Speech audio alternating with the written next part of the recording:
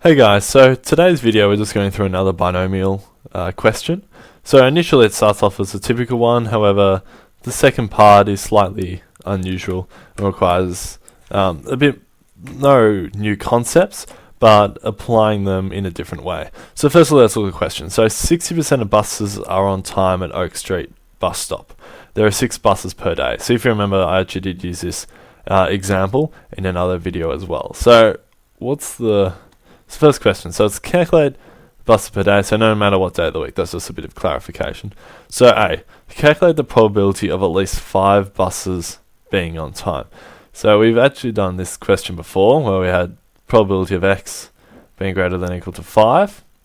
And so that means that's a probability of x equaling 5 plus the probability of x equaling 6. And then so that's C65 dot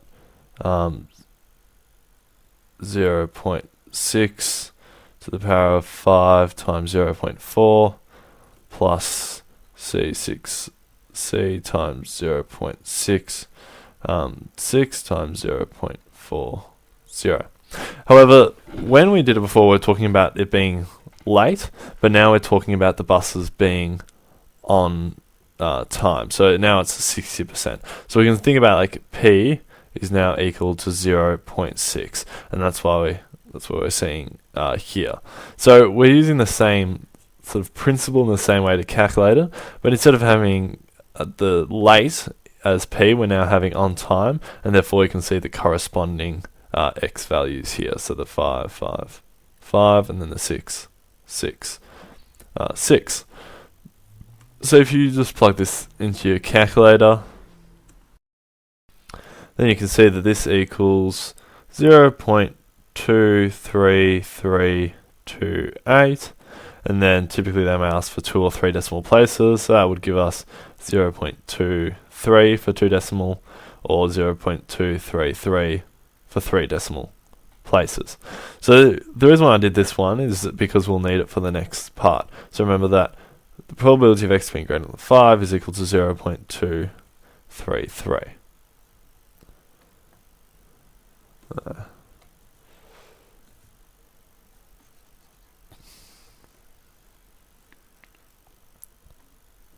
Yeah, so part B, calculate the probability that at least 5 buses are on time for 4 out of 5 days. So as usual, I want you to try and stop the video, have a go at it, and see if you can get the right answer. Just a hint that you will need to use that the probability of x is greater than or equal to 5, which we just used previously, is equal to 0.23328. Yeah, so we'll look at this question. Calculate the probability that at least 5 buses are on time for 4 out of 5 days. So it does seem like a binomial question. You've got like the 4 out of 5 days, so you can sort of see the number of trials is here, so sort of 4 out of 5, so that's sort of saying like the probability of x is equal to 4. And then calculate at least 4 buses are on time. So we can already see that there are sort of 2 outcomes, on time or not on time, and at least 5 buses. So it is a bit different though. So we had the previous binomial with 60% of buses are on time, 6 buses per day, but now this is sort of like a binomial sort of inside sort of another binomial. So what we're going to do for this one is we'll have that we now care about sort of the number of days. So we're going to say that n is equal to 5. So now we're thinking about like one trial, you can sort of think is equal to 1 day. Now the probability of success is at least 5 boxes are on time. And then Q is now equal to less than not boxes, buses. Yeah. So that should be buses. Yeah, so at least 5 buses are on time, and then Q is less than 5 buses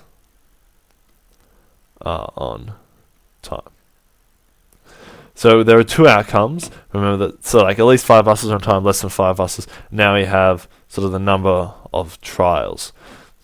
And at least 5 buses on time, we've already calculated that probability here. So here is actually equal to P. So now this P is irrelevant. It's for the previous one. So now we have P is equal to 0.23328. And then this is obviously going to be equal to 1 minus that number, 0.23328, which is equal to 0.7667. 76672. Yeah. So so removing the question, we now have n is equal to that. And if you ask, it says it wanted 4 out of 5 days. So now we want to know that the probability of x is equal to 4. So that's like the 4 out of 5 days. It didn't say at least 4 out of 5 days. It said exactly 4 out of 5. So that's why they're equal. So if it said at least 4 out of 5, then it would be something like that. But it said 4, so that it's only that one scenario. So then we now have n equals 5. So we have 5c4 times our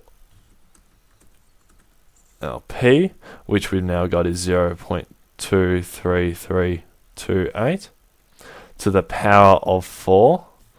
That's so where you can see these two are equal, times 0.76 to the power of 1. So I wanted to say, you can think about what actually is defined by a binomial. It had two outcomes. Buses are on, at least 5 buses are on time, or not buses are on time. Down here, so P and Q. It sort of had like a number of trials that weren't affected by the previous ones. And so the trick for this is to work out that you would have had to calculate this number first, and then you work out the previous binomial. So it's like the two binomial in the one question. So you can just calculate this. That should give you 0.011254.